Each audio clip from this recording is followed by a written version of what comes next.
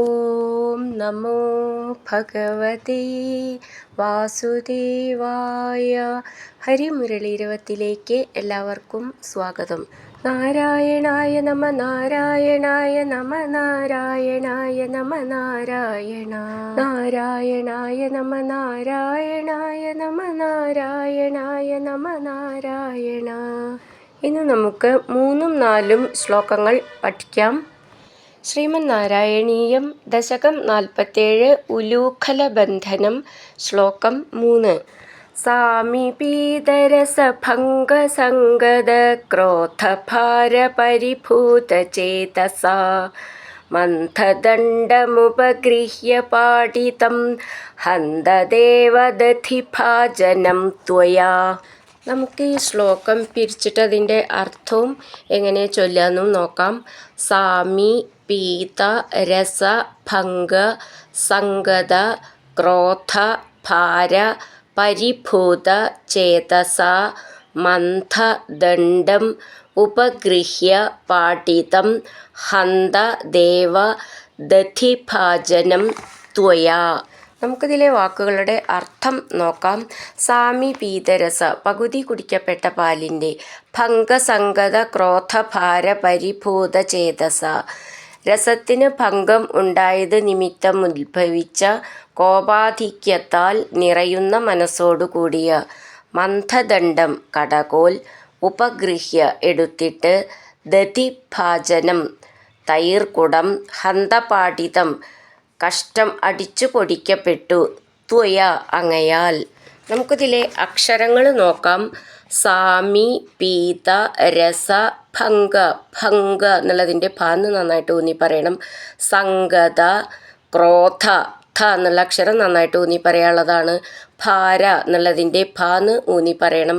പരിഭൂത, ഭൂ എന്നുള്ള അക്ഷരം നന്നായിട്ട് ഊന്നി പറയാനുള്ളതാണ്. ചേതസ മന്ഥ ദണ്ഡം, മന്ഥ നാ ഥ എന്ന് ചേർന്നിട്ടാണ് നന്നായിട്ട് ഊന്നി പറയണത്. ദണ്ഡം, ദ എന്നുള്ളത് ദയയിലത്തെ, ഡം എന്നുള്ളത് ഒട്ടും ഊന്നണ്ട, ണ ഡ എന്ന് ചേർന്നതാണത്. ദണ്ഡം ഉപഗൃഹ്യ പാടിതം ഹന്ത ദേവ ദധിഭാജനം, ദധി ദ എന്നുള്ളത് ദയയിലത്തെ, ധി എന്നുള്ളത് നന്നായിട്ട് ഊന്നി പറയണം.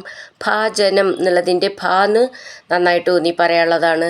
ത്വയ, ത്വ നാവാള ചിഹ്നം ശ്രദ്ധിച്ചോളൂ. ത്വയ എന്നല്ല, അത് പ്രത്യേകം ശ്രദ്ധിച്ചോളൂ.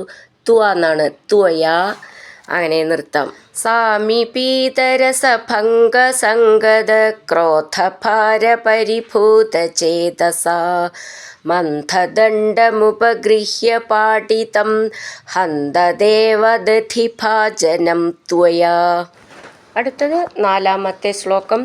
ഉജ്ജലധ്വനിതമുച്ചകൈസ്തദാ സംനിശമ്യ ജനനീ സമാദൃത ത്വദ്യശോ വിസരവദ്ദദർശ സാ സദ്യ ഏവ ദധിവിസ്തൃതം ക്ഷിതൗ. ഈ ശ്ലോകം എങ്ങനെ ചൊല്ലാന്നും അത് പിരിച്ചിട്ട് അതിൻ്റെ അർത്ഥവും നോക്കാം.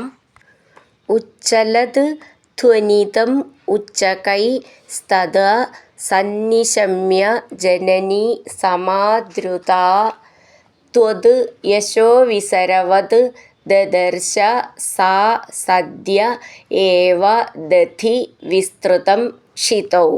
നമുക്കിതിലെ വാക്കുകളുടെ അർത്ഥം നോക്കാം.